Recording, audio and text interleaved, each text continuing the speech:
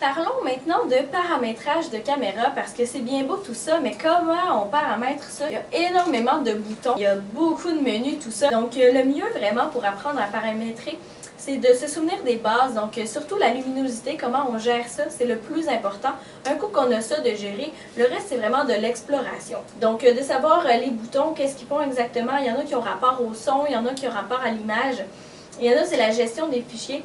Donc le plus important, gérez votre luminosité, ensuite de ça, vous pouvez explorer. Un coup que je l'ai paramétré, donc je pourrais aller dans mes menus. Qu'est-ce que je pourrais trouver dans mes menus? Je pourrais trouver la façon dont ma caméra va enregistrer mes fichiers. J'ai donc plusieurs options de format de fichiers. Pour les images, souvent c'est le choix entre JPEG ou RAW. Préférablement, on utilise la fonction qui permet les deux. Pourquoi? Parce que les JPEG sont faciles à visionner, mais les RAW sont vraiment ceux qui n'ont aucune compression.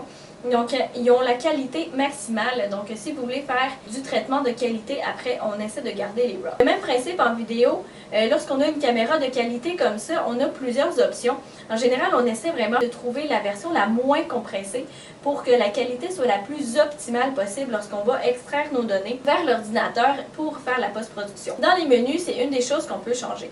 Maintenant, il y a toute une panoplie de choses qu'on peut changer à l'intérieur des caméras. L'heure, la date, des choses comme ça. La manière dont ils vont réfléchir, le son, quel format de son, qu'est-ce qui est prioritaire entre les types de sons qui sont écoutés par les micros. Il y a aussi des paramètres de l'écran.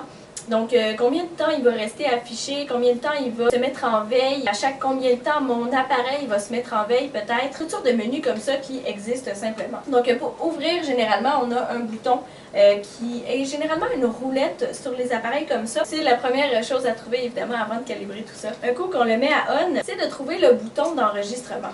Sur des grandes caméras comme ça, le bouton d'enregistrement, généralement, est à deux endroits. Il va être au même endroit que le bouton on, mais il est aussi sur le dessus de ma caméra. Donc, je peux vraiment peser à au moins deux endroits. Donc, il y en a que c'est encore plus que deux endroits.